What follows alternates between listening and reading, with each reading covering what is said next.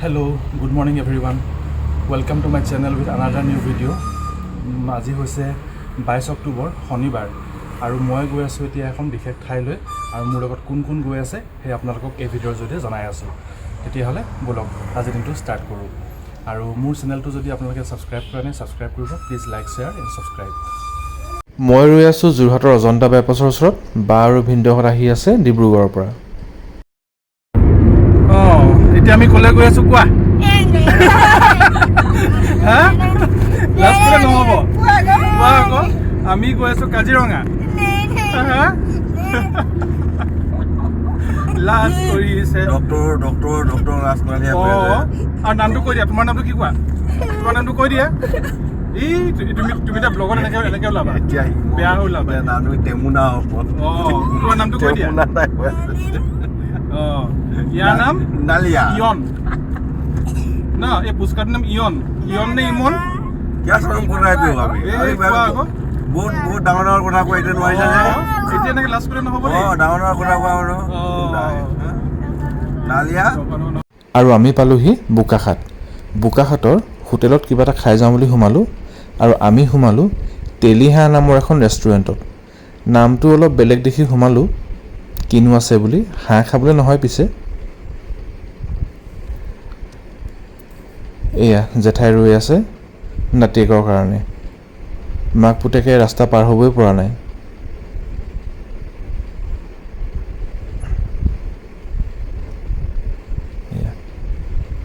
মই অৰ্ডাৰ দিলোঁ তেলি হাঁহত ম'ম' হেল্ল' আমি আছোঁ এতিয়া কাজিৰঙাৰ wildernest নামৰ এখন ৰিজৰ্ট হয় আৰু আজি ৰাতিটো আমি ইয়াতে কটাম কাইলৈ জীপ চাফাৰী কৰিম জীপ চাফাৰী কৰি ৰিটাৰ্ণ হ'ম জাষ্ট এই 3 দিন বন্ধ পাইছিলোঁ এই 3 দিনৰ বন্ধত আমি গুচি আহিলোঁ সময়টো কটাবলৈ আৰু এয়া হৈছে আজি আমি ৰাতি কটাবলগীয়া কটেজৰ ভিতৰতো অলপ চাই লওঁ আহক সুন্দৰ পৰিপাটিকে সজোৱা আছে সোমাই মনটো ভাল লাগি গ'ল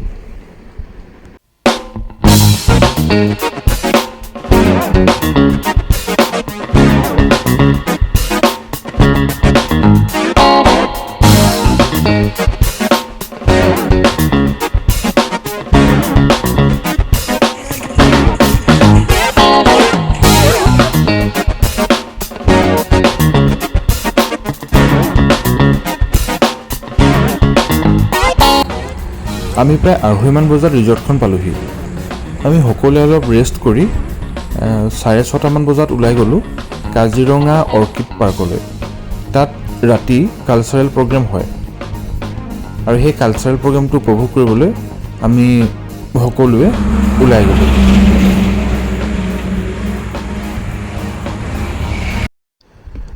আমাৰ অসমৰ বিভিন্ন জনগোষ্ঠীৰ নৃত্যসমূহ ইয়াত প্ৰদৰ্শন কৰা হয় পিছে কপিৰাইটৰ প্ৰব্লেম আহিব পাৰে বুলি অৰিজিনেল সাউণ্ডটো মিউট কৰি দিয়া হ'ল আহকচোন সকলোবিলাক নৃত্য অলপীয়াকৈ উপভোগ কৰোঁ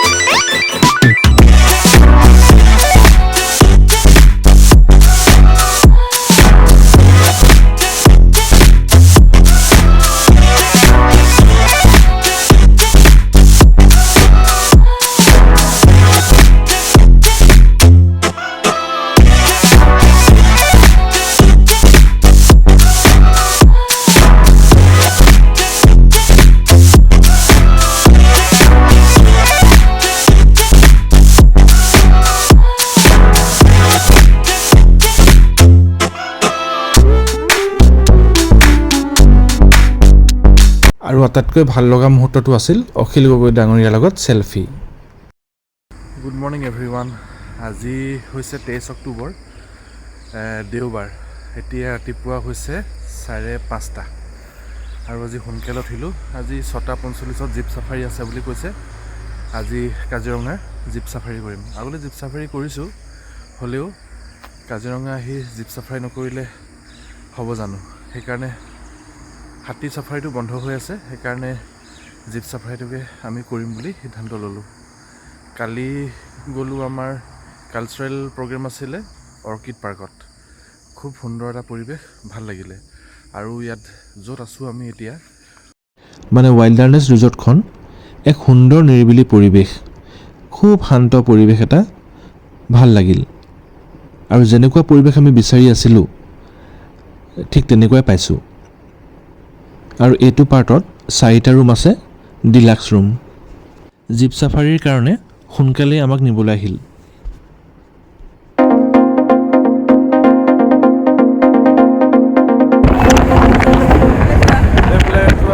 আমি ক'ত গৈ আছোঁ? বাগৰি গৈ আছোঁ, বাগৰি ৰেঞ্জ।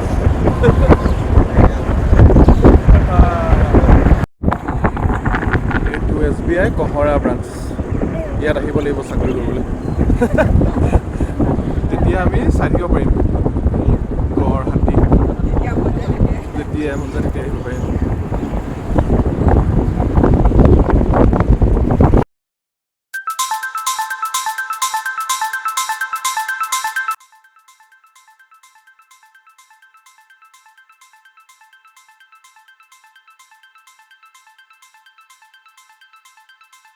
অলপ চাহ খাই যাওঁ।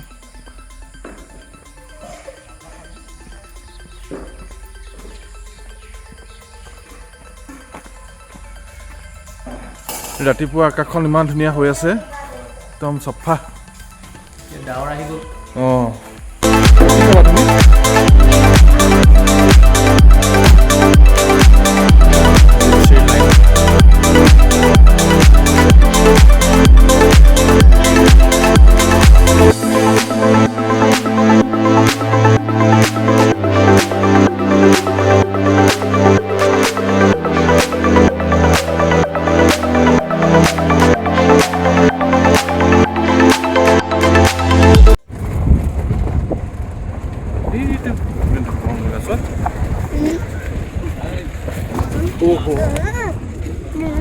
তুমি বদমাছ কি কৰিছে?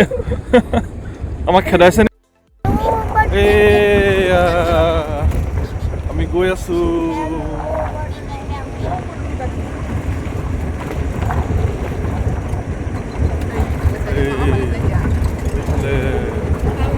হেল্ল', তুমি উঠিলে স্নেক বাৰ্ড বুলি কয়। এই স্নেক বাৰ্ড এইটো কাৰণে কয়, আপোনাৰ ইয়াৰ যেতিয়া পানীত মাছ ধৰিব যায় নহয়, গোটেই বডিটো, হোল বডিটো আপোনাৰ পানীত সোমাই থাকে। আৰু ইয়াৰ নেলুটো দেখিছে ন আপোনাৰ, বহুত দীঘল দীঘল, এনেকে ওলাই পেলাই গৈ থাকে, মানে হাত এটা গৈ থকা নিচিনা লাগে। আচ্ছা আচ্ছা, সেইকাৰণে কি স্নেক বাৰ্ড বুলি কয়? স্নেক বাৰ্ড তাৰমানে সাপ গৈ থকা লাগে আৰু হাত এটা গৈ থকা নিচিনা লাগে। এনেই আপোনাৰ ইংৰাজী নামটো ইয়াৰ ডাৰ্টাৰ। ডাৰ্টাৰ বা স্নেক বাৰ্ড। আমাৰ অসমীয়াত মণিয়ৰি চৰাই বুলি কয়। পানী কাউৰী লগৰে, খালি ইয়াৰ আপোনাৰ নেলুটো দীঘল।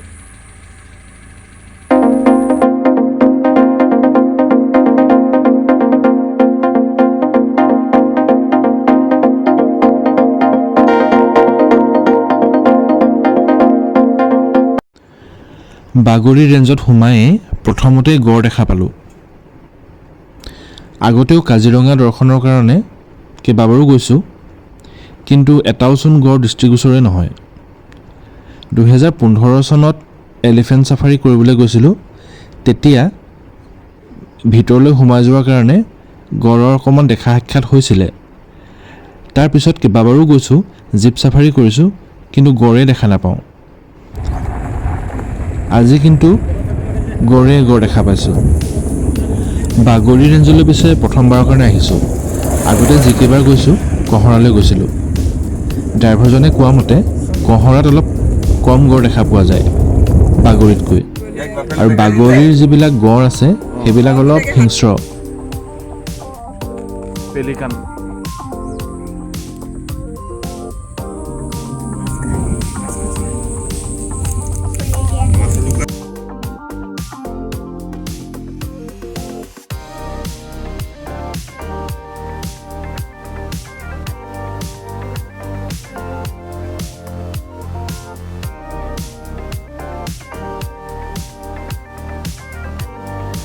মাক পুতে খালে ধুনীয়াকৈ পাত খাই আছে